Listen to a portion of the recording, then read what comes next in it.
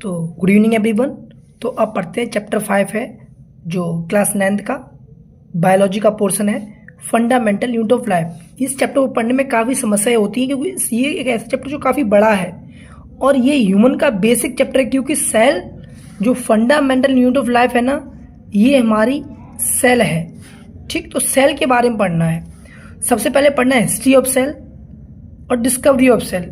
Robert Hooke थे, उन्होंने हमारे डेड सेल के बारे में बताया था। ल्यूइनहॉक थे, उन्होंने लिविंग सेल के बारे में बताया था पॉन्ड में। और भी एक येलो बॉक्स बनाया 2nd-3rd पेज पे, उसमें हिस्ट्री होगी सेल की। डिस्कवरी वो हमारे रॉबर्ट हुक के नाम जाती है। माइक्रोस्कोप क्या है, पहले ही पेज बना हुआ है, उसके पार्ट्स देख लेने हैं। सेल साइज क्या होता है, सेल शेप क्या होता है, इनके बारे में देख लेना है। जैसे लॉन्गेस्ट सेल कौन सी है, नर्व सेल। ठीक, इस तरीके से शेप देख लेने हैं। फिर सेल मेडअप ऑफ हेडिंग है, जिसके अंदर प्लाज्मा मेम्ब्रेन क्या होता है, सेल मेम्ब्रेन क्या होता है, किस तरीके से ऑस्मोसिस और डिफ्यूजन होता है। डिफ्यूजन मेनली गैस के लिए होता है, ऑस्मोसिस मेनली वाटर के लिए होता है, from higher concentration to lower concentration. Hypotonic solution, isotonic solution, hypertonic solution, ये क्या होते हैं, इनको आप लोग देख लेना, क्योंकि ये 3 ऐसे ही हैं, इनकी वजह से सेल में चीजें इधर से उधर जाती हैं। फिर सेल वॉल क्या है, केवल प्लांटम पाई जाती है, एनिमल में नहीं पाई जाती है।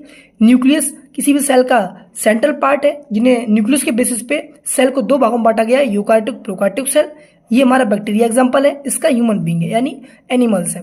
क्रोमोसोम्स क्या होते हैं, डीएनए क्या होते हैं, साइटोप्लाज्म क्या है, यूनिसेलुलर मल्टीसेलुलर डिफरेंस क्या है। जो एक सेल से मिलकर बनते हैं यूनिसेलुलर है, कई सारे सेल से मिलकर बनते हैं मल्टीसेलुलर है। फिर सेल मेम्ब्रेन कौन कौन से हैं, जो सेल के अंदर सेल की ऑर्गन है, ये उल्टा पड़ गया है, ये मेम्ब्रेन नहीं, ये सेल ऑर्गेनेल है। सेल में कौन कौन से ऑर्गेनेल पाए जाते हैं उन्हें देखना है। तो endoplasmic reticulum, Golgi apparatus, lysosomes, mitochondria, plasmid, vacuole, ये सब सेल ऑर्गेनेल है। फिर difference animal cell, plant cell को देखना है। सेल डिवीजन क्या होता है, माइटोसिस, म्यूसिस में डिफरेंस देखना है।